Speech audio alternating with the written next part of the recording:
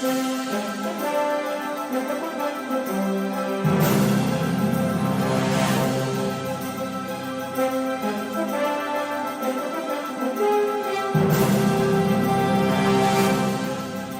hello again and welcome to another episode of the Hyperion Adventures Podcast. I'm Tom. As always, I'm with my gorgeous, wonderful, intelligent, extremely hard-working Disneyland loving wife and co-host, Michelle. Hi, everybody. Thank you, sweetie.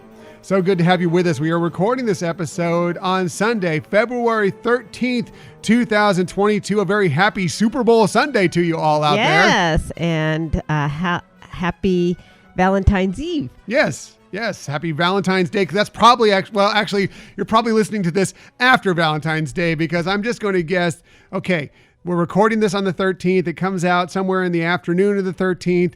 Your Super Bowl party's probably in full swing, so you're probably not downloading and listening to this episode then. You may not listen to it on Sundays anyway, but maybe you do normally on Mondays. But then it's Valentine's Day, so maybe, and unless you want to do, hey, it could be a complete romantic thing. Just sit down, cuddle up with the one you love, and put on the Hyperion Adventures podcast. I think that's a very romantic gesture. But I'm going to guess most of you aren't going to do that, and you probably be pretty smart not to do that. So I'm going to go with you're listening to this on Tuesday or later. Possibly. Probably. Yes. Probably. Hope you had a very happy Super Bowl Sunday then and Valentine's Day. Yes, we hope you had a wonderful Valentine's Day. Yes, we usually do. I mean, come on. We usually come into here with 15 minutes worth of notes and we do an hour and a half show. That's true. That is correct. It's kind of the way we work here because we like to talk. Especially me, as you may notice. But again, I hope your team that you were rooting for in the Super Bowl won, whether it's the Rams, whether it's the Bengals, whether it's the commercials, whatever you rooted for, whether it's the food, the beverages, whatever you enjoyed. We hope you had an enjoyable Super Bowl Sunday. Yes. And we hope you had a very, very wonderful or are going to have a very wonderful Valentine's Day. I know we are going to have a very wonderful Valentine's Day. At least that's my hope. Yeah, I suspect so. I think we have some nice food that's going to be cooked up for, especially for my loved one right across from me here. Too kind. You're too I'm sweet. looking forward to preparing for her one of her favorite dishes that she enjoys. Ooh, yummy. Thank you, sweetie. Thank you for joining us today, whatever that day may be. In the future, you can find us most everywhere you get podcasts. However, the very best place to find us is on our own website, HyperionAdventuresPodcast.com. And while you're there, we really would love it if you have not done so already. Sign up for the newsletter. Please sign up for the newsletter. Another way to be involved in the Hyperion Adventures podcast world, you get some of the information we put out there first a lot of times, and there's, we asked you to respond, give us your input on a lot of things that are happening, and I believe that maybe this week, I know we touched on it last week, I think maybe this week we may have that bracket, that Disney songs bracket ready to go, possibly by Tuesday when the newsletter comes out. So be ready for that if you are a subscriber. That's right. And it actually is ready. It is ready. It is. So. All the spelling errors have been corrected, the duplications removed, the rankings added. So it is on now. So be prepared for that. As long as I remember, no guarantee on that. It will be in the newsletter this coming Tuesday when it comes out somewhere in the afternoon on Tuesday. Also, another way to be involved with us is on social media. Please find us on Twitter at Hyperion Podcast, Facebook, Instagram, and Pinterest at Hyperion Adventures Podcast. If you are on Facebook, come on over and join us for some good, positive Disney energy fun and our Hyperion Adventurer Facebook group. Yeah, it's a great group. You'll love to participate with them, and we enjoy that it continues to grow. Yeah, it's been growing really. I mean, it started off steady. It actually went up like a rocket for a little while there. Then it's kind of steadied out, but it's still growing, and mostly we're just happy that we're all having a great time on that Facebook group.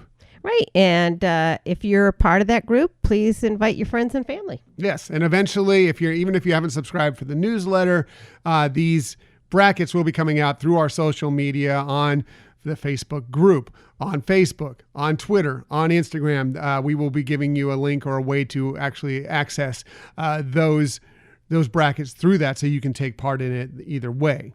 Exactly. Yes. So also we have a YouTube page. If you want to check us out there, just do a search for Hyperion Adventures Podcast, hit subscribe, and you'll know whenever we have a new video. And if you ever want to contact us for any reason, like you could contact us if you're not on social media, if you are not a subscriber to the newsletter, but you do listen to the podcast and you'd like a copy of the bracket, you can hit us up through our Gmail account, HyperionAdventuresPodcast@gmail.com. Right. You can get the bracket through there. You can also just send us a note, say hi. We always love that. Yes. Any reason that you want to contact us, tips, again, like Michelle said, just say hi, topic ideas.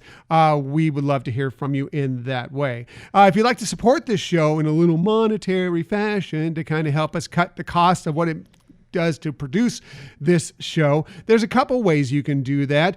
A great one is through our Spreadshirt shop, because you can get some of our great merchandise that we have there in all sorts of shapes, sizes, colors, items, different kinds of items, all with our various different logos. And it's not only is it we get a portion of that to help us keep this show going, but also you can get out there and show your support for the show and tell people, help show people, hey, I like this show. It's fun. Plus, I think there's some kind of good looking stuff in there. Yeah. Things that you'll enjoy to have too. Yeah.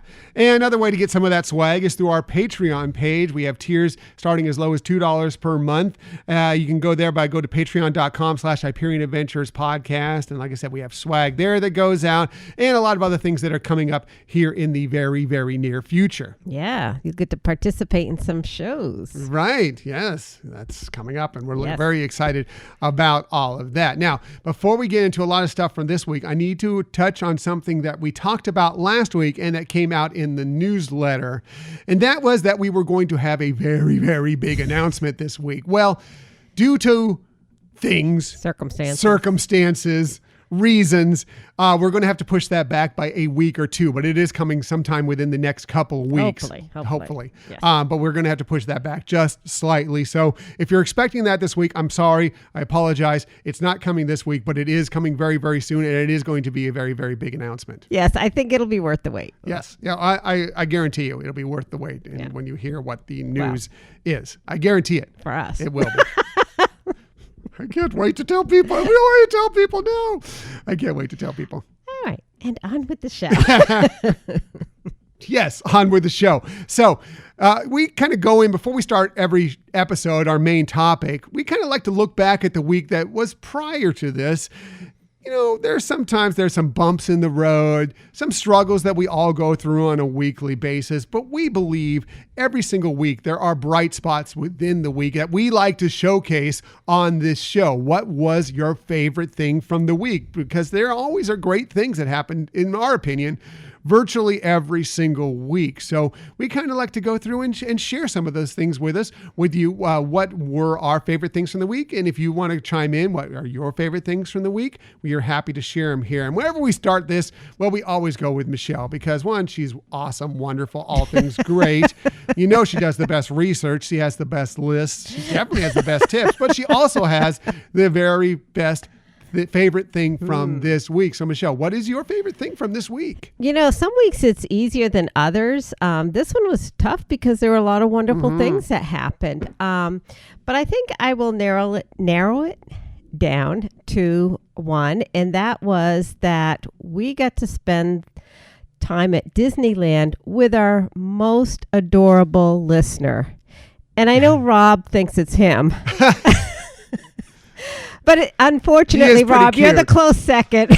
But it was actually being able to spend some time with Lorelai. Yeah, Lorelai was wonderful. And we will talk a little bit more about that today in our main topic. But she's always so cute and just brightens our day when we get to see her in person, you know, but also when she shows up on our timelines, she is just, she's the cutest. Right. For sure. It was so cute yesterday. She had stars on her boots. And I said, Lorelai, I love those stars. Are you a star? And she's like, yes. Hello. I know. It's like, That's obvious. That goes without saying. I know. She's just too adorable. So cute. So cute. That's a Yes. great one. That's a great one. Yeah.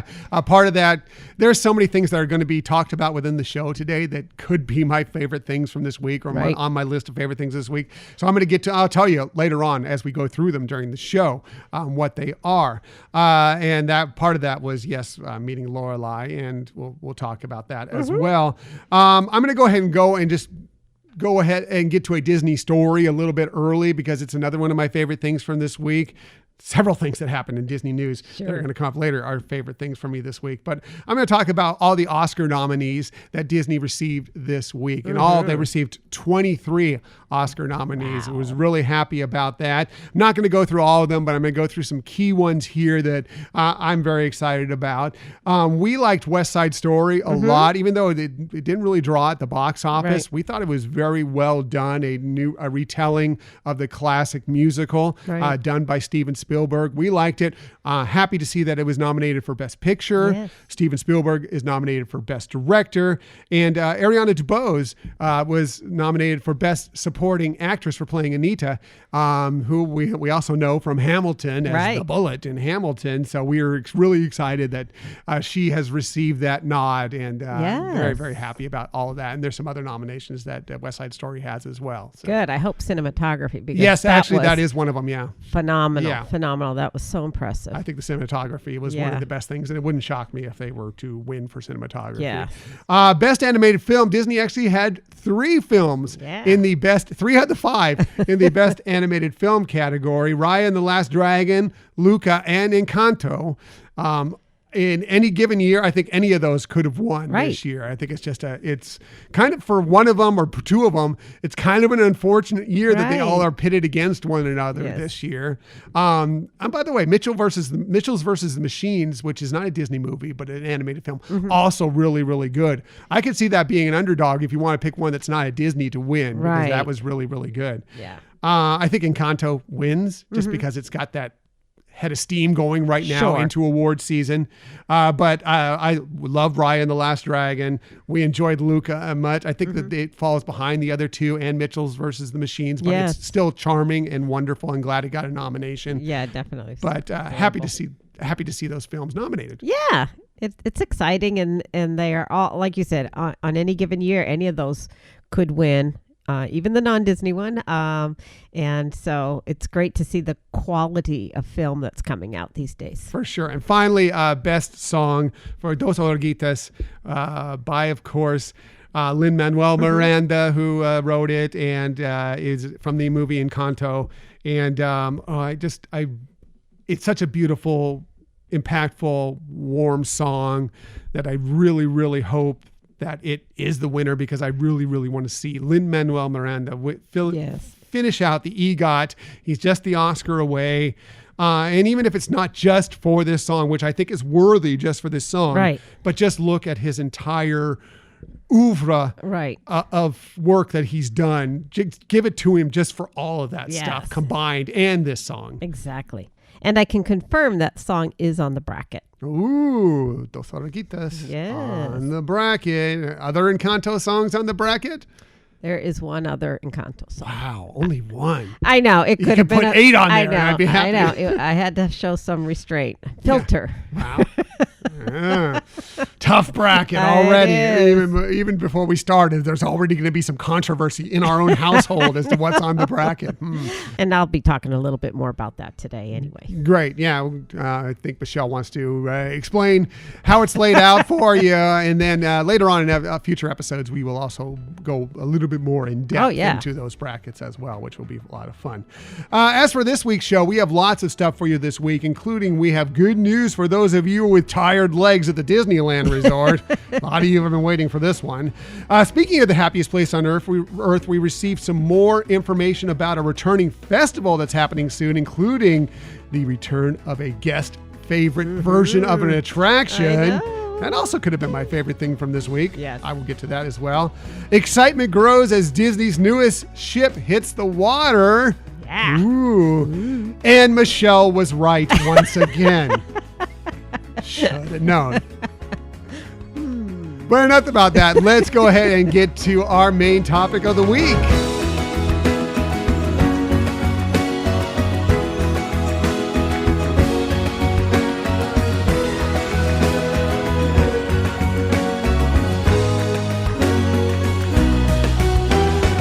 yeah, for this week's topic, we were thrilled that we had the chance to get out another time to the Disneyland Resort, our happy place, the happiest place on earth. That's right. And this month is actually the Magic Key Appreciation Month. Yeah. So both inside the parks and in downtown Disney, there's some fun things that Magic Key holders can participate, either some freebies, some discounts. So that was nice too. Yeah. Plus, we were wrapping up the Lunar New Year celebration that's going on out there. Didn't have a lot of time to check that out, but we did see a couple things. So we'll talk a little bit about that as well. Some of the new things we experienced, just kind of our day. We're just kind of going to go through our day and what it was like out there. And I'm going to say that it is unseasonably warm in Southern California right now. Like, yeah, just this weekend though. Well, this weekend, but most Right. of this week. But Yeah. but yesterday particularly was the warmest day of the week. Like, it was in the 90s. Yeah, it broke records. Yeah, it was crazy. And sorry to everybody out there in the rest of the country right now, but it was really, really warm out at the park yesterday. I know. And what's so funny is, and being at the park when it's that hot is, it does put a little discomfort to it. But what's really hysterical is that tomorrow and next week, it's going to be like record chills. Right back to where it was a couple of weeks ago. Yeah. Yeah, it's so funny. They picked the week that we were going Yeah. to decide, you know what, we're going to ramp it up a bit for you. But it was Right. all good. And we went like rookies for a hot day too. We didn't prepare. I mean, yes, we had sunscreen, but we weren't the most prepared. Speak for yourself. I had the water ready to go. I was yes, hydrating all day long. I was good. I was ready. We had the sunscreen. We were happening. We got up, and part of this was we knew it was going to be hot. So we're going to get out there early before Right. it really heats up. So we booked it out of here at like 6:30 in the morning, because it does take about an hour and a half for us to get there from Right. San Diego. Booked it out of here at 6:30 in the morning, got there right about 8, and went to the parking structure. By the way, why do we always get the wrong line going into the parking structure? It's hysterical. I was so happy we got there. I'm like, yes, we got in. Lines are relatively short going into parking. You never know for sure when in the morning what it's going to be like. Got from what looked like the shortest line that was available to us. And then we sat there and didn't move for like 5 minutes. Yeah, literally. Did That's not even move. an exaggeration. Yes, all the other lanes, watching them go by, were like, what is going on? So I don't know if it was computer malfunctions or other issues. Somebody had a lot of questions up Right. there, or had a card that was failing or whatever. But, It was funny. it's funny is one word for it. But we finally got in there, got parked, walked over, because we like to walk even with something that's happening here in a week or so. We like to walk through, and a wonderful treat is we went over the bridge into downtown Disney, and there it was. The monorail was open and ready to go, and we were heading into Disneyland Park anyway. So we always love it when we get to take the monorail right into Tomorrowland from downtown Disney. Yeah, I mean, it worked out just perfectly time-wise, in the sense of we didn't wait very long for the monorail. Obviously, there's typically not a really long line to get into through the gates for the monorail. And it's just a fun little ride, because you get to see some behind-the-scenes things, too. I mean, it's a really nice trip kind of around there, and you're going to get that. If you're a Walt Disney World fan, and you think of going to Epcot and how you have that sweeping tour that kind of goes around Epcot and then stops back at the entrance. Right. So you kind of get a view of what Epcot is before you get off, and it builds the excitement a little more. It's the same thing with going to Disneyland from downtown Disney on the monorail, is that it kind of goes through and sweeps around Tomorrowland and a little bit of Fantasyland, around by the Matterhorn, and over the submarines. And so you kind of get this great vista going in, and it builds the excitement as you go in. Now, you don't get that view of going down Main Street USA and the castle and everything. So it wouldn't be the way I would suggest the first time. If you've never been to Disneyland, the first time you do it, you should get Main Street and the castle and everything, because there's just something magical about that, the train station, everything. But if you've already gone and you happen to be in that area, it is a convenient way and an interesting way to enter the park. Yeah, love it. Yeah. So we enjoy doing that, since we have been to Disneyland, and, as much as we love going down Main Street USA, sometimes it's just nice to start your day on the monorail, first ride in, and then be right there, plop down in Tomorrowland, which was good for us. And that's where we met some of our favorite listeners, our friends that happened. It was a total coincidence that they happened to be coming to the park this week at the same time we are, and that was the Cotton family, right. Jonathan, Camille, and Lorelei that we mentioned earlier, and they happened to be heading over to do Space Mountain, so we met with them and talked with them and caught up for a little bit, which was really, really nice. Yeah, and we got to meet some of their family members as well, which was a real cute treat too. Yeah, they had a lot of family in town for this whole trip, so it was really nice to meet them. And really enjoyed it. And so we caught up with them for, about 15, 20 minutes. And then they were going on Space Mountain. And we decided we hadn't been on the Matterhorn for a while. Right. So let's do the classic, the original Disney Mountain, the first ever tubular tracked roller coaster. And that's what we did. The wait wasn't long. It was only like 15, 20 minutes. We're going to take advantage of that. It was still cool in the day. It was starting to warm up, but it was still cool. So let's go ahead and do that. And then we had a very interesting experience, something that's never happened to us and I've done the Matterhorn far more times than Michelle has. Something that's never happened to me before. And I know it hasn't happened to Michelle before when we were on the Matterhorn. Right. Well, there was actually one of the other things that made it a little bit more special too, is we got diverted to a different line than we usually board. So we got to go on a different track. Right. There are two tracks. And normally we've been on, if you look at it facing straight into the entranceway to the Matterhorn, we've been mostly, because I think that used to be where the fast passes would enter, and they may have even had, because they were refurbishing the side on the left. We've been on the right side almost primarily for many, many years now. This time we were on the left side, so it was a bit of a different track. Yeah, I don't know that I've ever been on the left side, so it's pretty interesting and fun as that. I have, but it's been a long time because of I don't know if it's been refurbishment or what the reason, or just coincidence. But we had not been on that left side, so that was cool to get a different view than we've had the last few times we've ridden the Matterhorn. Right, and it's just a fun ride. Yeah. So we take the ride around. It's the usual, bang, bing, bunk, bunk chiropractic adjustment that you always get from the Matterhorn, but it's still fun. We really enjoy it. It's classic. Then we get to the end, and then one of the cast members there, and she says, okay, we have a backup in the line right now, so I'm going to take you guys out of position for now to kind of clear some things up. So we're on this track, and I have a video of this. I may share it this week, where we just kind of slid. They took the whole train car that we were in and just slid it to the left. Yeah. And then closed up the track. Yeah, and then, track and all. Yeah. And we were still on the track that we were on at that position. And it just slid over to the left. They closed up the track. And then the other cars would go next to us. And they did, I don't know, maybe 6 or 7 different train cars that passed for a while. We were sitting there for like good 3 or 4 minutes, just sitting in the Matterhorn train, right? In the bobsled. Yeah. But the cast member was great because she was talking to us, continually, and she was just upbeat and fun, and so it was like, okay, what is this? But for a couple minutes, we didn't have anything pressing to do, so it was just an interesting experience. Like, wow, we just got transported off the track. It was just something that we'd never done before, so I found it fascinating. I was fine sitting there and relaxing and seeing what was going to happen here. So we're figuring, okay, so eventually clear it out, so slide us over and they'll let us out. Well, she slid us over and she's like, ready to go around again? We were like, yeah. Yes.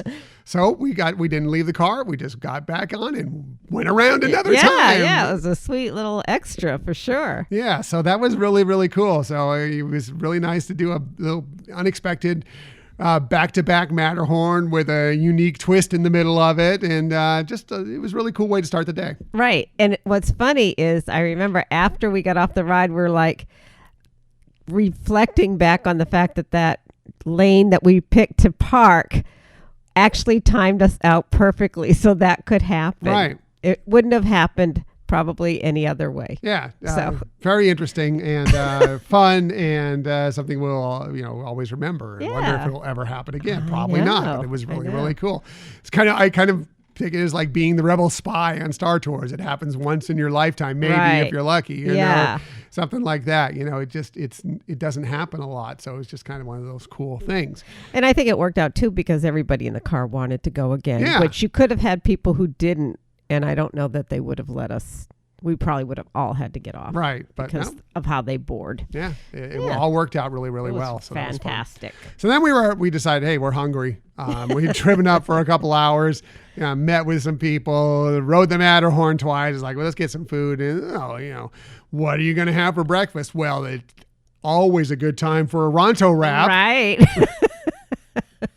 So, of course, we went over to Galaxy's Edge. I got the morning wrap. She got the Ronto-less wrap, which is still her favorite. Mm-hmm. That was good. Tried to see if we could get on Rise of the Resistance. It had been temporarily closed for most of the morning.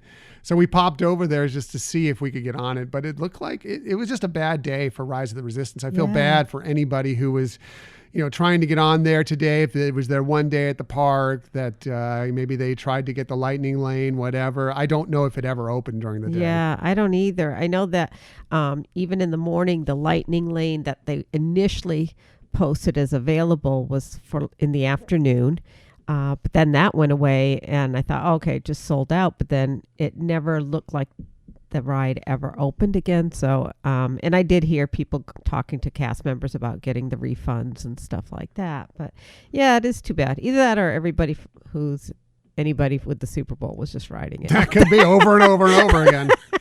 By the way, we feel it got really, really busy. It wasn't very busy early in the morning, but as we got to around 10:30, 11:30, suddenly it started to get really, really packed there. I think that there are a lot of people in town visiting because the Super Bowl is, it's only in about LA. an hour away from there at most with it. Well, depending on traffic, LA traffic, you never know.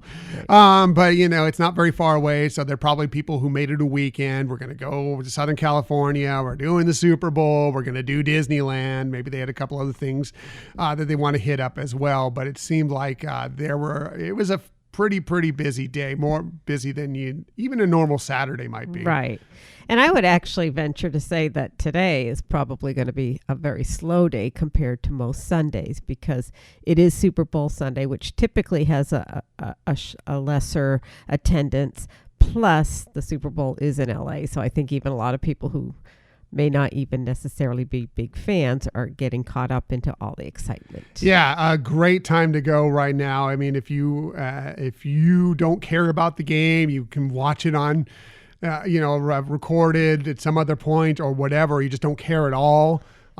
Especially in the afternoon as you start getting towards kickoff, man, the parks will always they start to get somewhat empty around that time. It's a great time to go. And I've also, from not Disney related, although I guess you could do it at Walt Disney World, I've also heard it's a great time to hit golf courses because because a lot of men, women, people in general are watching the Super Bowl, so these spaces are wide open. Right. I think it's probably true of virtually any place except for places that are showing the game. Right. Movie theaters are probably great to go, in the afternoon as well. The Super Bowl. Yeah. If you don't care, take advantage of that. And some of the things that are crowded a lot of times on the weekends, go ahead and hit those up for sure. Yeah. So I think we digressed. Yes. Well, that's okay. Yeah. A little tip in the middle of the show. Yeah. It's always fine. So we just kind of, it started to get busy. We started to look for some attractions. It was starting to get hot. We weren't finding a lot. But one thing we had to hit, the ultimate attraction on a hot day that we have to get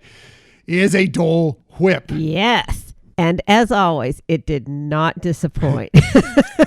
Headed over to the Tropical Hideaway for this one. We could have done the mobile order. We almost did, but we decided, you know what? Let's find a table. See if we can find a shady table in the Tropical Hideaway. Catch up with Rosita while she's out there and just sit down and enjoy it for a little while. And so that's what we did. And Michelle brought a new one they had special. I don't know, it was for Valentine's Day. It was a Valentine's special. And it was watermelon and cherry flavored. Mm-hmm. And what did you think of that one?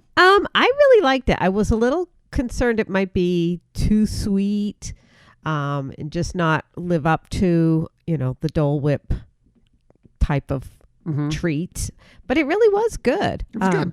I still think that the OG still beats all the others. I know people like to get variations and everybody's taste is different. But how did you think of it? Because I know we had them side by side. Yeah, so it was cherry and watermelon, right? Right. That was the proposed flavors for it. Unfortunately, I didn't really get the watermelon out of it. I couldn't really get that. I mean, but it's more of a subtle flavor. I think it got dominated a little bit by the cherry. That was fine. I like cherry. It was good. It had sprinkles on it. Don't know if it needed the sprinkles on it. It had sprinkles and a little gummy butterfly I think, on it. Yeah, which was cute. Didn't need that either. And it was good. I liked it. I also got the regular Dole Whip myself. And what I found actually was really good was going between the two, because I found that they kind of contrasted yet complemented themselves each. And so I get a little bite of the cherry, get a little bite of the pineapple. And I thought it was really, I enjoyed both. I don't know if I just like the regular pineapple Dole Whip. I don't need anything fancy. I don't know if I would order that one, but I did enjoy sitting down and having the combination for sure. Right. I probably would order it again, since it's so rare to get that offering. But I agree with you. I wouldn't miss it. And of course, I love the floats now. I tried one and I kind of got hooked with Now you're hooked on the floats. Yeah. Yeah, I'm not a float person. I just give me my Dole Whip. I don't need whip. I don't need the juice with it, but I get why people love that. Right. I understand it. Unless you're going to add rum, I don't care. But I just like my plain old Dole Whip. But then if you're going to Disneyland and you're looking for some of the combinations and some of the more fancy Dole Whips, then you're going to want to go to Tropical Hideaway, because they have a lot of different versions of it there, and mixes and blends and everything, and interesting ones. Yeah. If you just want to get a relatively quick one or just your basic one, you can mobile order from what the stand that's right in front of the actual Enchanted Tiki room. Right. It really is great that they've changed the queue now. So before, the queue for that, if you didn't mobile order, was along the pathway of Adventureland, right on the side of Tiki Room attraction. And yes, it's convenient, but it was also just really made that narrowish pathway very difficult for people coming in and out of Adventureland. So now they have that side is the mobile ordering, and the other side that is inside the little queue area, I guess you call it queue area, the waiting area for the Tiki Room, is where you could go if you didn't mobile order. Right. So because I think they're realizing too, more people are mobile ordering. So they flip-flop that from what they had before, and it seems to be a better setup for crowd control and management.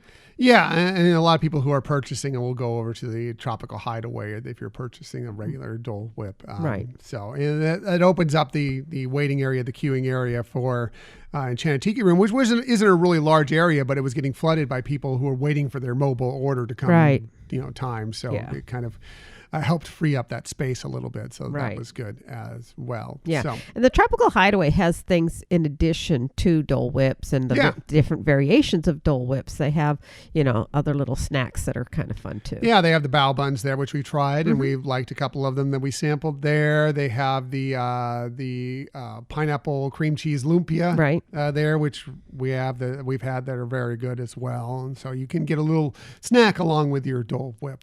Whatever as well. So yep. So we did that, and that was nice and just relaxing. And then, we just decided for much of the rest of the day while we were at Disneyland, because, we didn't see a lot of short waits for attractions. And since we've done most of them multiple times, it's like, are we really here to do a lot of attractions and wait in a lot of queues, or do we just want to take in the ambiance of it all, take some pictures? And that's what we did. We just kind of walked around, tried to find shady spots wherever we could, because the heat was going up and up and up and up. And just, went around, took some pictures, sat and people watched for a while, and just had a really, really nice late morning, early afternoon at the Happiest Place on Earth. That's right. And we found some unexpected little surprises that we never noticed before. You want to tell them about the one when we were at Tropical Hideaway, right on the building for the Tiki Room. Yeah, I'm actually surprised I'd never seen it before. So if you look at the building, because the Tropical Hideaway is on the opposite side of the Enchanted Tiki Room, you can exit and you can go straight out, or you can go to the left and cut into the tropical hideaway there once you leave the Enchanted Tiki Room. But if you look up there, and many of you may have already known this, it was the first time I'd seen it. I guess I just hadn't looked around enough. I was watching Rosita or whatever.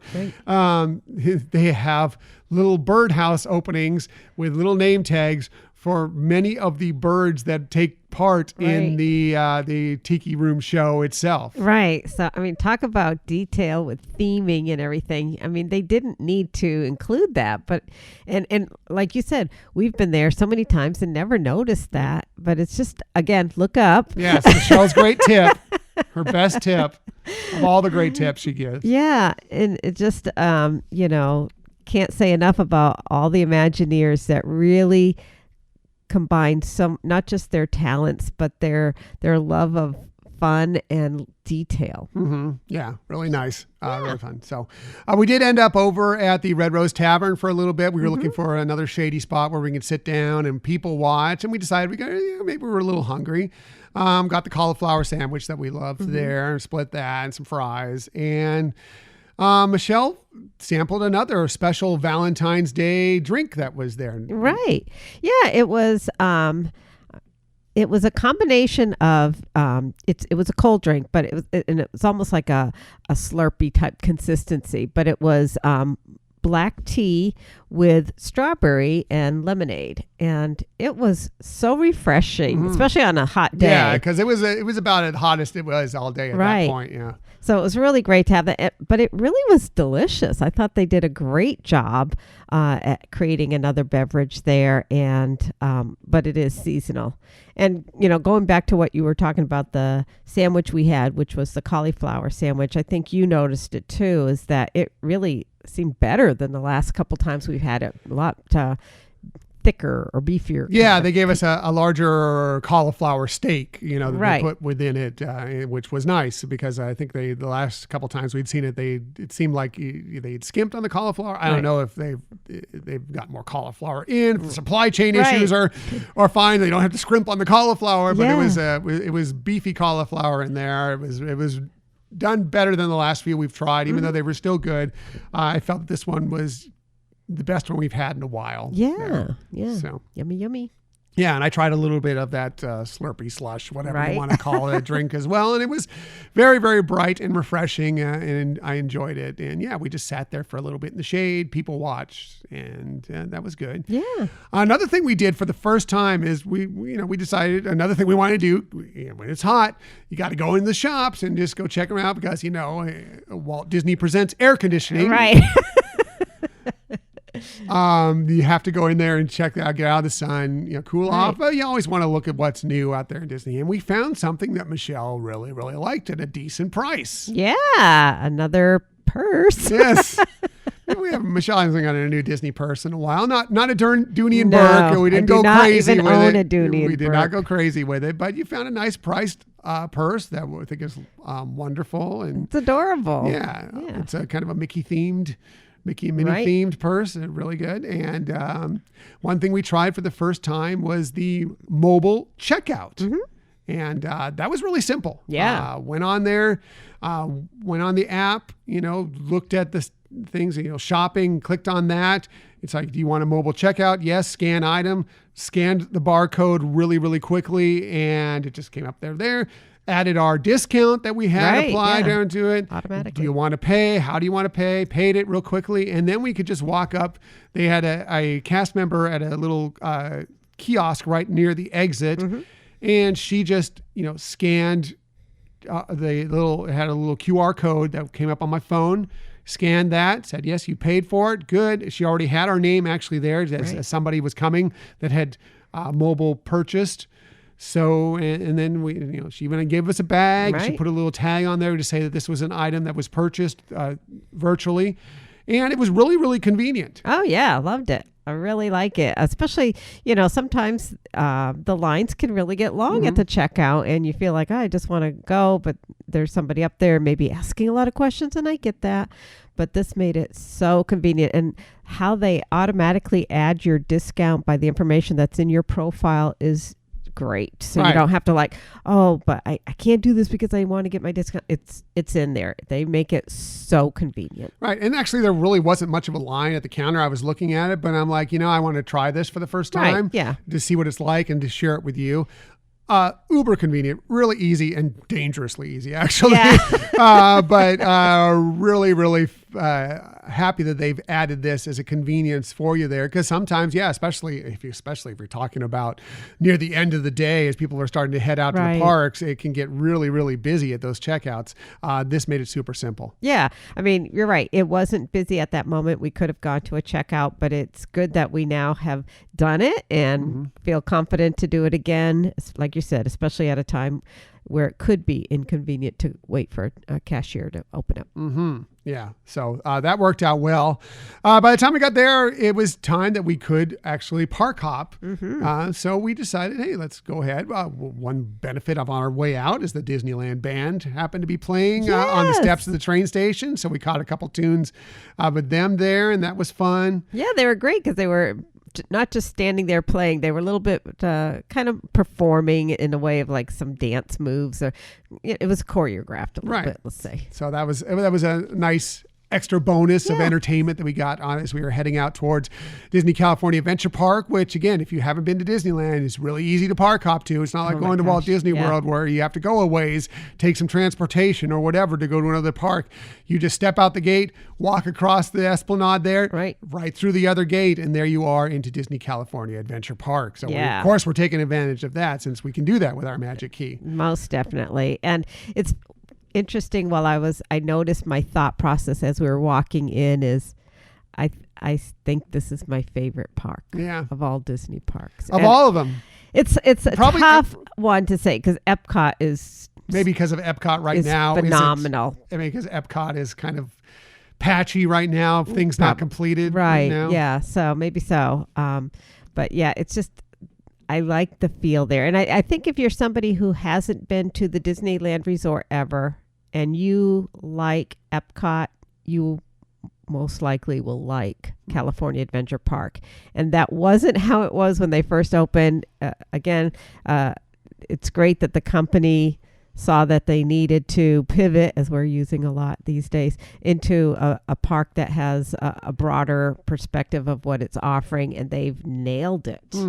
See, I find it, and I love it too. Don't get me wrong. I love it. I love what they've done to it, especially, as it opened up, it wasn't great, but what the changes they've made, the updates they've made to it, the lands they've added to it, I think it is wonderful. I think of it as kind of if Epcot and Disney's Hollywood Studios had a baby, it'd be Disney California Adventure Park. Yeah, it's kind of that combination. True. It's kind of that wide open. You can stroll around and enjoy the day park like Epcot, but it's got kind of those more thrilling kind of attractions like Disney Hollywood Studios and some of that feel that you get at Disney Hollywood Studios. Right. It kind of has that look to it. I would agree with you on that.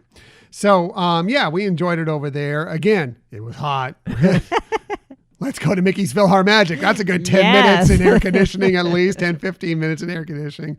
Plus, we just love the addition of the Coco scene within it.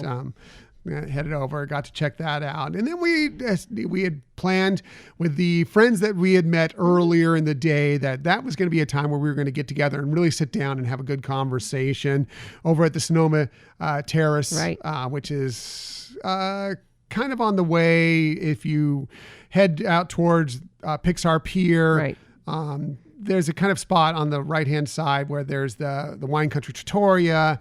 I'm trying to remember the name of the other place that you can get some wine, but there's the Sonoma Terrace, which has some nice seats in an area there. You can get some good beers, get some good wines, and a couple of snacky foods there, and just kind of sit down. It's a great place to chill out and have a nice conversation. Most definitely. It is a great spot. They've had it be different things throughout the years. It used to be for annual pass holders, a little loungy, outdoor lounge area there at times, but right now it's available to everybody. They did really smart a few years ago because originally there was only really one way in, and it was kind of, you had to wind around, come in from the side. Right. And if you weren't paying attention, it looked like either it was an extension of the Wine Country Trattoria, or there was like this private area that you couldn't really get into. You had to kind of find your way in. Well, they've opened up the center of it and given you a pathway in right from your walkway there. So now it gets a little bit busier. It gets a little more action than it used to get. It used to be kind of this private little place. You could get in there. You could always get a good shady seat. Now not so much, but it's still a good spot. But it was nice. We sat down for, an hour and a half and just sat and talked with Jonathan and Camille, Lorelai, taking a little nap. This is a little warm day, and I was actually jealous of her because I was about ready for my own nap. We had picked up some of our favorite beer, the Marshmallow Milk Stout from over at Pim's Tasting Tasting Lab. Thank you. And brought that over and just sat and had a couple beers and just enjoyed a good conversation with them. Yeah, it was amazing. It was so special. Talk about the most wonderful people that you could know, and just to have time to spend with them is always a treat. Yeah, and we got to hear about their recent move to a new home in Portland where they live, and some of the stuff they have going on in their life. We shared some of the stuff that we have going on in our lives, and it was just a really nice afternoon and a good way to get out of the heat for a little while. Right, and just in a great company and in a magical environment. Yes. So enjoyed that. Got us to see a little bit off in the distance. One of the parades for the Lunar New Year. They had, it's the year of the tiger. So of course, Tigger was adorned and walking around out there. Yeah. And they had some of the dragons out, and that was really nice. So once we had our time with them, we took a nice picture with them, which you may have seen in the Hyperion Adventurers Facebook group. But that was a lot of fun as well. And it was time for them to go back with their families and do some stuff. And we were about ready to finish out our day, but we wanted to look at a little bit of the Lunar New Year stuff first. The food booths were jammed. We were going to get some food. Unfortunately, they were a little too busy for us at that moment. Yeah, coming to the close of the holiday is not necessarily the best time to go because it is very popular. But they did have some really interesting offerings compared to some of the other years. So it looked like it was all in all a great festival this year. Yeah. And even though we didn't get to try some of the food, we did get some verification from Camille and Jonathan that had been there for a few days that they're really, really some wonderful, tasty items there, especially they're vegetarian. So if you're a vegetarian, this is kind of like this was the festival for you because, of course, with a lot of the Asian theming there, a lot of those dishes are more vegetarians. They steer that way a lot of times. And so there were a lot of great dishes there, and they looked wonderful. We just, unfortunately, we like to tell you what we sampled, but we just didn't want to win those times. Well, and we also, there's some of our favorite things that we did end up getting to eat that are just our staple favorites that we couldn't see passing up, right? Yep, exactly. So we got those things. Did go over down to the area where they were having a lot of the Lunar New Year celebration stuff. Got to see they had some of the drummers out there performing, and they were fantastic. We checked them out for a few minutes, and that was really, really exciting. Yeah, as well. they were. There's just so much talent with those large drums. And so I checked them out for a while, saw that stuff, and that was about it. That was our day. We decided we had a long drive back to San Diego. We noticed that there was an accident on the way home. We're like, great. Yeah, so it was going to make our drive even a little longer. So it was time to call it a day and head back. But that was our day at Disneyland. We had a lot of fun. It's so good to get back, and we can't wait to get back out there in a few more weeks once we get to the Disney California Adventure Food and Wine Festival, which is coming very soon as well. Yeah, looking forward to that. I think one other thing that it's not necessarily a new thing we did, but something that wasn't available to us for a while is that we got to access Avengers Campus through Cars Land. Oh, yeah. That used to be blocked off before they opened. And it's just always fun to walk down the main drag of Cars Land. So that was fun going down there.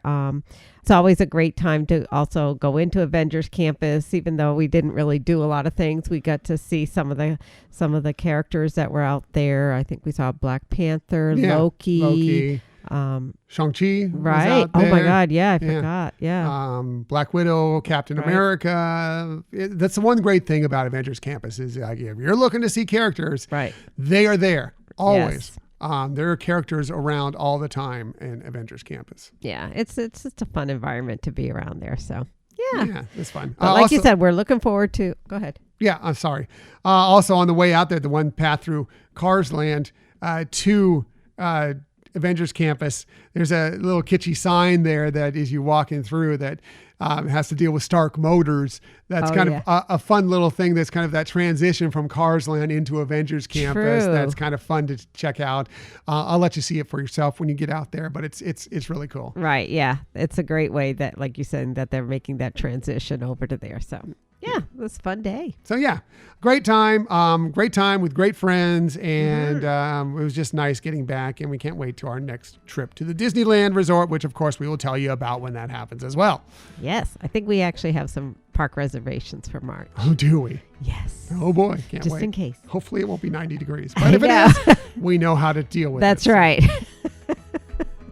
Anyway, if you have any questions ever about Disneyland, any of the things we experience, we are always happy to help you with those. I know a lot of you are Walt Disney World fans. Maybe you haven't been to Disneyland. We go fairly frequently, maybe not as much as we used to, but we go enough that we know a few things, and we are always happy to answer your questions. Right. And any of those who are very familiar with Disneyland, if you have some items or tips that you'd like us to share, just let us know that. We'll give you credit as well. Definitely. For sure. So that is our recap of our February 2022 visit to the Disneyland Resort.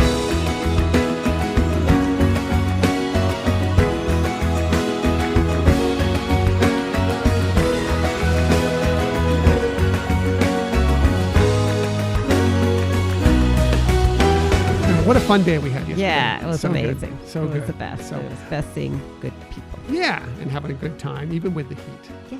So most people are like, yeah, I'd be crushing right now for 90-degree heat in my 20-degree day out here. So stop talking about the heat and complaining about it. No, we had a great time. Yes. So anyway, let's get to the Disney stories of the week. And I'm going to start with, we have good news for those of you with tired legs at the Disneyland Resort. We experienced a little bit of that yesterday. Yeah. This from the OCRegister.com. They said Disneylanders tired of walking 2/3 of a mile to the front gate and huffing and puffing back to their cars after a long day at the Anaheim theme park will soon have their wishes granted. That's because the Disneyland trams are finally returning. Yeah. Yes, they've been practicing them all this week and the week before that, and it looks like they're getting ready to return. The story goes on to say that parking trams that shuttle visitors between the Mickey and Friends and Pixar Pals garages and the front gates of the Disneyland and Disney California Adventure Park will return on February 23rd, according to Disney officials. So coming up here in about 10 days from when we're recording this, they'll be back for you. Yeah, that's awesome. Yeah, especially, like I get it more at the end of the day, man. You get fatigued at the end of the day. That walk all the way back to the parking garage could seem like, oh my goodness. Right. We've walked all day, and now we got to walk that 2/3 of a mile all the way back to the garage. Right. And then to your car. Yeah. That's good. I get it. So the trams will run from before park opening until after the park close each day once they return. Apparently, from this story anyway, they say without any mask or social distancing requirements, according to Disney officials. So depending on how you feel about that, take it. It's your option. Mm-hmm. Yep. You still can walk. There are good ways to walk. Right. You can't, once they start the trams again, you won't be able to walk on that tram path, which they've had opened for the last several months since Disneyland reopened. But there still is the Friendship Bridge that leads through downtown Disney like we took. Right. That is a way if you decide, look, I'm not comfortable being around people not wearing masks. I'm not comfortable with people tied into the seats with me. I'll walk. Or maybe you just prefer to walk. We like to walk often. Yeah. We just kind of prefer it. So that way is still open to you. But for those of you that don't care, are not concerned, the trams are there for you coming up here in just about a week and a half. That's right. So that's good news. Yes. More news from the Happiest Place on Earth. We received some additional information about a returning festival we were just talking about happening soon, including the return of a guest favorite version of an attraction. That was really exciting. Possibly one of my favorite things of the week. This from the Disney Parks blog. They said it was already announced that the Disney California Adventure Food and Wine Festival will be returning to the Disneyland Resort from March 4th through April 26th. Well, they posted a few new details about what to expect, including Here's a list of some stuff to look forward to. Yes. A dozen festival marketplaces will serve irresistible small bites and beverages and dining locations across Disney California Adventure Park, including Pim Tasting Lab and Terran Treats at Avengers Campus. We'll also feature some special festival menu items. You may even choose to purchase a Sip and Savor Pass, which makes its return. Sip and Savor is great if you're going to be able to purchase. If you're there for one day and you have a large family that's going a lot of different items, it's great for that. Gives you a little bit of a discount if you buy the higher priced items. Right. Or if you're going to be going for multiple days, it's a great way to work it too. Now, again, what you do for the Sip and Savor Pass is you pay a lump fee for that Sip and Savor Pass, and then you get like 8 tabs on that pass that you can use to purchase items, non-alcoholic items, at many of the different stops throughout the festival. If you purchase the higher priced items, it knocks off about 15, 20%. Yeah. It's almost like an annual pass discount. Right. I mean, you won't lose money because even if you used it on the lower prices items, right, it's pretty much a wash. And you aren't able to use it for alcohol. Typically, I don't know if they'll change. No, you can't use it for alcohol. Yeah. I didn't know if they were going to possibly change that, but yeah, so you can't use it for alcohol. But like you said, if you're using it for the higher end menu selections, you're going to save some money. Right. Like Michelle said, the worst you're going to do is break even. So it's worth it. But yeah, if you pick up some of the higher price items, some of the $8, $9, $10 items that you might find out there, you are going to often get a little bit of a discount off of when you add it up over what you paid originally for those passes. So definitely recommend it if you're going to be purchasing a lot of food there or going multiple times to try out the food. Moving on, the Hollywood Backlot in Hollywoodland will be home to an appetizing assortment of entertainment and presentations for all ages. The all-new animated series Alice's Wonderland Bakery, which debuted, I guess, on Disney Junior on Wednesday. I'm sorry I missed that one. That sounds kind of right up my alley. Yeah. Is the inspiration behind a new limited time festival experience for junior chefs at the Hollywood Backlot stage. During Alice's Wonderland's Bakery Unbirthday Party, kids ages 3 through 11 will have the opportunity to express their creativity through a hands-on cupcake decorating. Nice. Yeah. Space is limited for this, and participants will need to sign up 45 minutes before each showtime. So if you want to do this with your little one, you want to get there early and sign up for it, and hopefully you can get them in. But that sounds fun. I imagine you get to keep the cupcake after you decorate it. Yeah. They've done similar things in the past. It's just a great activity, I think, for kids to be able to do, while they're there. That's awesome. Take part in the culinary experience. So that's a lot of fun. Also at the Hollywood Backlot, you may encounter Chef Goofy or dance along with Chip and Dale as the jammin' chefs serve up a tasty new rhythms using their pots and pans. That's always fun. Chip and Dale with the jammin' chefs. They have a good time together. It's a great show. It's so adorable. And who doesn't love Chef Goofy, for sure.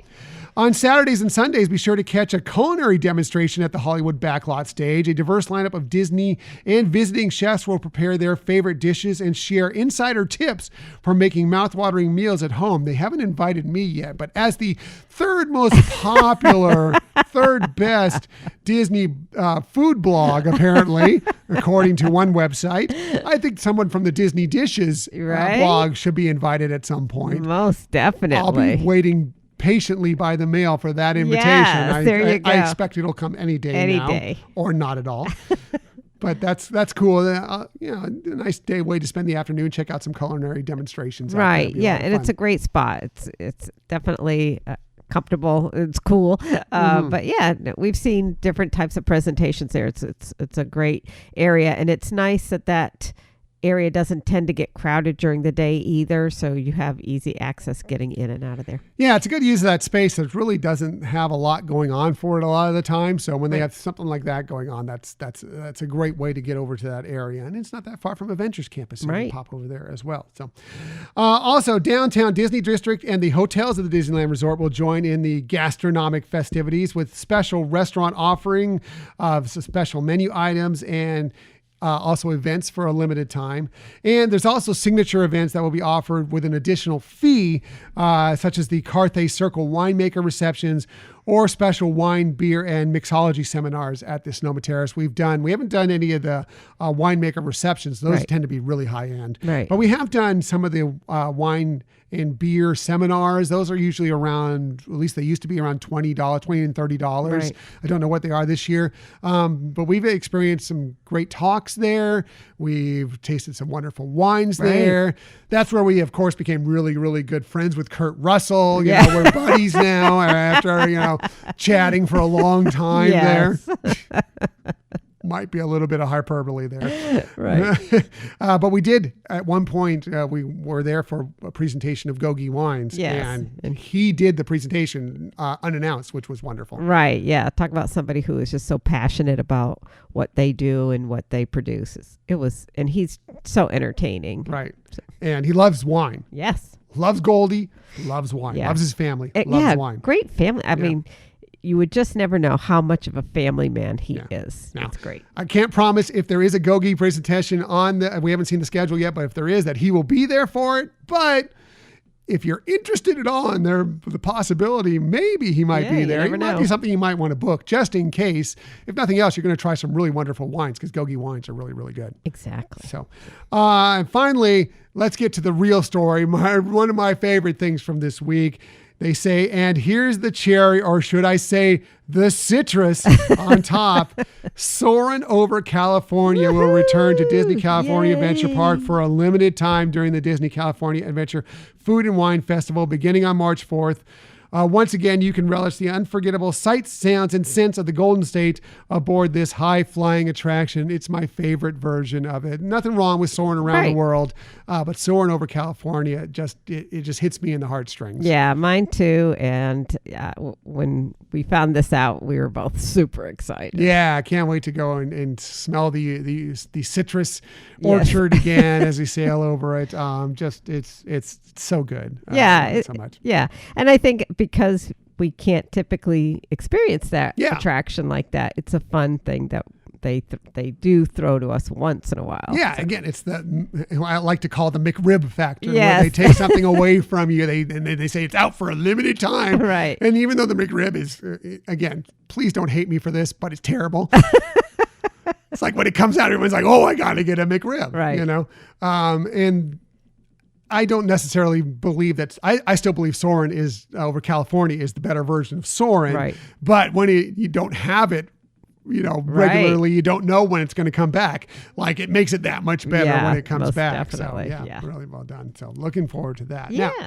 Now, moving on to the seas now. Excitement grows as Disney's newest ship hits the water for the first time this week. Yeah. So this happened this week. It finally had the float out of the Disney Wish. It was a big to-do. You probably saw it on social media somewhere. There was a lot of video of it. They floated her out, complete with fireworks, and Captain Minnie was there for the whole ceremony. And it was she is stunningly beautiful, and can't wait to sail aboard her once she debuts this summer. I know it's been pushed back by a few weeks, but she looks great. She still has got a lot of tests to run. They were doing some engine and some lifeboat testing this week as well on her, but can't wait till she gets over here to the States and we all get to sail aboard her. Right. It's exciting to, obviously anytime they have a new ship, because there's all new bells and whistles on them. This one, it's really interesting because it's also got different themed restaurants. And that was one of the things that was great about the Disney cruise before is, you had the same, pretty much 2 out of the 3 of the restaurants had the same theme of the main dining areas. But now we're going to have some new and exciting themed dining to experience. Yeah, one's Frozen. Hello, hashtag Real Men Love Frozen. And the other is Marvel. Love Marvel as well. And then there's the other one that's classic Disney. Can't wait for that. Can't wait for the Star Wars lounge that they're going to have on board there. Just all the experiences. Just can't wait for it all. It looks like it's going to be wonderful, and it's a beautiful, beautiful ship. Right. Yeah. And I know we addressed a lot of the things that are going to be featured on that in a past episode here. We're fortunate that we have some plans to go in September on this new ship, so we'll be sharing that information forthcoming. Yeah, hopefully we can make that cruise, but that is our plans for right now, and very, very excited about it. Even if we, for some reason, we have to shift that. We will be aboard her very, very soon, and that's exciting for sure. So finally, we wrap up the Disney stories with the week with what isn't a real story, but is something that should be obvious to everyone for now. Michelle was right once again. You're so funny.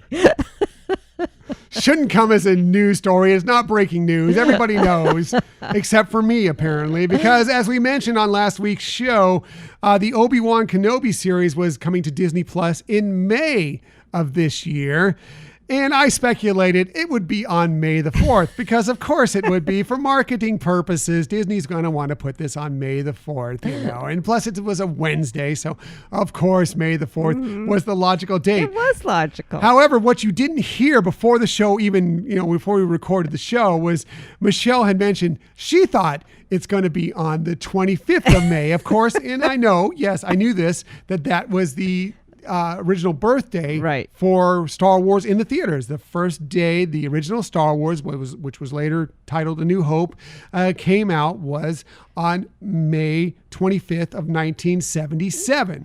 So Michelle put it together. Yeah, that's going to be. I'm like, no, May the 4th, marketing, Disney. They're going to put it on May. It's a Wednesday. It's going to be May the 4th. So that's what I went with on the show. Of course, Michelle was right because as we all know, Michelle has the best predictions.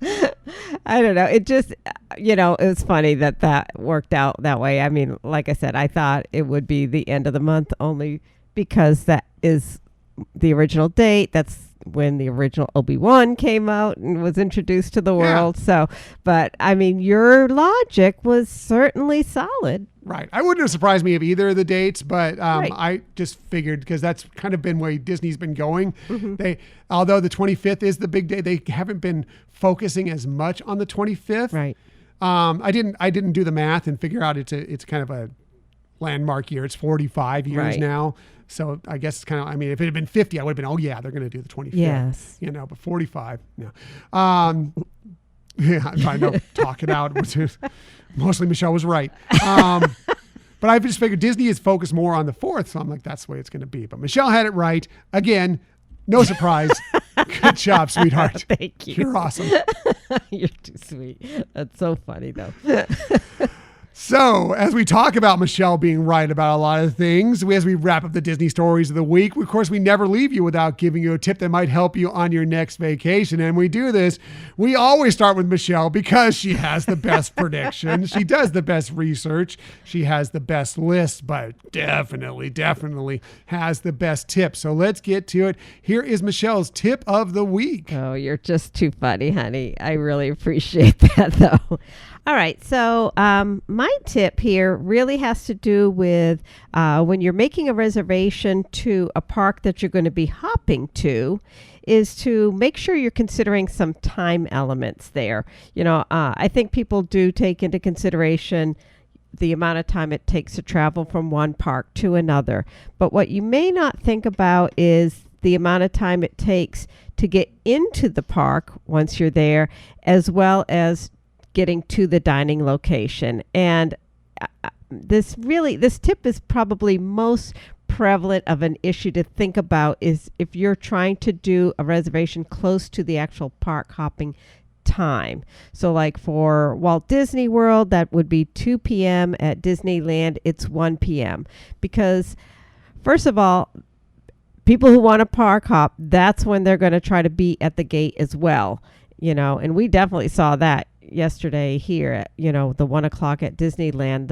The lines to the parks suddenly just ballooned because people are ready to do that park hop. So you want to take into consideration that it may take you a little bit longer if your reservation is close to that park hop time to get first of all through the gates and then trying to get to the location. So I'll give you an example. If you're park hopping, say from Magic Kingdom over to Hollywood Studios, and I know you're going to factor in how long it takes to get to Hollywood Studios. But again, if you're doing a reservation to Oga's close to 2 o'clock, you just need to be aware of the fact that you might have a longer line getting through the gates at that time and then walking to the land. So just something to consider, give yourself enough buffer. Like you don't want to probably try to do something at 2:15 because that could be a little tough. It's doable. It's possible. And they sometimes do give some buffer to that time frame. But just so you don't have that anxiety, make yourself have the ease of a little bit longer time to get to your reservation. Right. That's a good point. And if you do have like a 250, it's like, because, something like OGAs could be tough to secure. Right. So if you do get OGAs and 215 is the only time you can get, then, you want to make sure you've left Magic Kingdom or Animal Kingdom Park or Epcot or wherever you're coming from and are at the gate near at 2:00 as you can be. You can take the transportation over and wait, make sure that you get there in plenty of time. Yeah, be in line to be ready to go in right at 2:00. Right. But, again, I'm not going to, if you can secure that reservation, again, they can be a little tough to get. So if you can't get it, do it. Sure. And that's probably a tough plans. one to say. Yeah. But if there's, other restaurant dining and you have a little bit more flexibility, give yourself that time. Again, our tips are to make your experience an easier going one. And so if you get to determine something between like a 2:15 and a 2:35, 2:35 might be a lot more reasonable and you don't have to worry about losing that option. Yeah. Mostly it's just, figure out what the travel time will be, whether you're lifting over, whether you're taking Disney transportation, because the buses can be sometimes they can take a while to get there. Plot that all out in advance. You're better off getting there if you have a reservation that's close to the time that the park hopping is available to you, that you can get there well ahead of time. It's better to be there and just kind of hanging out by the gate than to miss your reservation. Yeah, sometimes they will give you a little bit of a buffer, as Michelle said, but there's no guarantee of that, and you don't want to lose out on your opportunity, one of your reservation, but also of that deposit that you kind of have to put down on it. I mean, I know it's not a lot of money, but still, you just don't want to, but plus, the fun. So just plan ahead, and a good tip. Michelle's tips, always like the best tips. It surprised me how, large the crowds were at the gates. I guess I hadn't even factored that in the past. So that kind of leads into my tip of if you're planning on park hopping at Disneyland from Disneyland to Disney California Adventure Park or vice versa, and you think I'm going to be there right at the gate at 1:00 and go in, wait about 5-10 minutes after that. Go in about 1:05, 1:10. The lines will be much easier on you, because that was our experience. We were just done at Disneyland at that point. We wanted to get over to Disney California Adventure and get some of the stuff over there. So we were like, we're going to pounce right on we should have known. We're silly.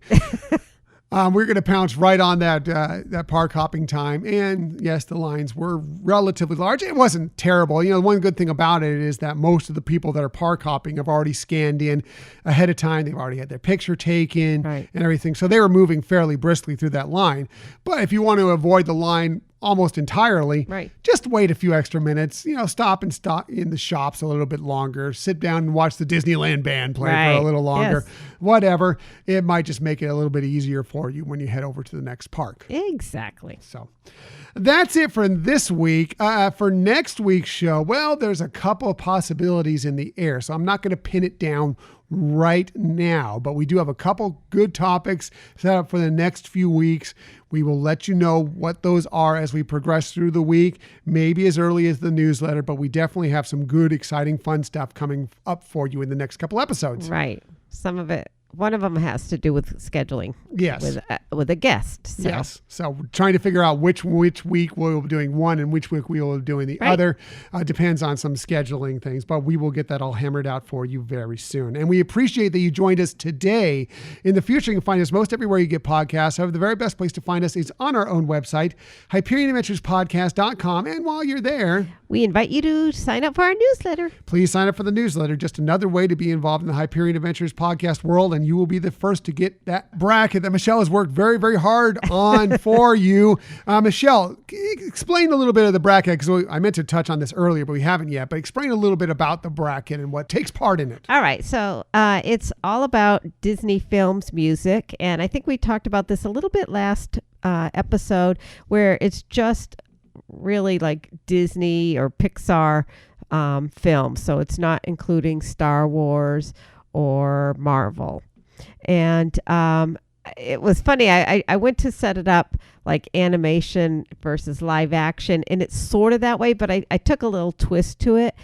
But there are categories. So there's like classic, fun songs, heartfelt songs, and want songs. And within each of those categories, there is a subset of animated movies as well as a subset of live action movies. So within each bracket, essentially, you have like half the bracket is animated, half the bracket is live actions. Mm-hmm. So before you get to the final four, you will be deciding between one live action film and one animated film to see who moves on to the final four in each category, correct? Correct. Yeah, that's fun. Yeah. So anyways, I think it'll be fun. Yeah. And we have prizes. We're going to talk about the prizes as we're going along here, but we have something very special, a prize package for the ultimate winner. But there's going to be some side winning things too. Oh, wow. I don't even know about all this stuff. So yeah. This is news to me. I can't wait. Michelle always has the best prize pack. That's exciting. So, yes, you'll be getting that bracket this week on the newsletter first, and then it's eventually going to end up here on social media. If you want to find us there, we're on Twitter at Hyperion Podcast, Facebook, Instagram, and Pinterest at Hyperion Adventures Podcast. If you are on Facebook, come on over and join us in our Hyperion Adventurers Facebook group for some good quality, fun Disney energy. Right. And if you are not on social media or prefer to just get this through the email, you can email a request for us to send the bracket to you that way. Yeah, and you can hit us up there at Hyperion Adventures Podcast at gmail.com. You can also find us on YouTube if you want to find any of our videos there. They're mostly just these episodes, sort of done in a video format. Although we do have some older episodes where you can actually see us in them. Right. And we may do that again. We're still weighing that possibility. But for right now, it's just kind of a different version of these episodes. But if you want to find us there, just do a quick search for Hyperion Adventures Podcast, hit subscribe, and you'll know whenever we have a new video. Yes. So that's it for this week. We hope you have a wonderful Super Bowl or had a wonderful Super Bowl Sunday. We hope you have a glorious, love-filled Valentine's Day. Mm-hmm. And if you don't have a Valentine, well, we'll be your Valentine. Yes, exactly. Because we love you all. Right. That's it. Thank you for listening to another episode of the Hyperion Adventures Podcast. We look forward to sharing some time with you next week. Until that time, I'm Tom. I'm Michelle. And we hope that you have a magical week.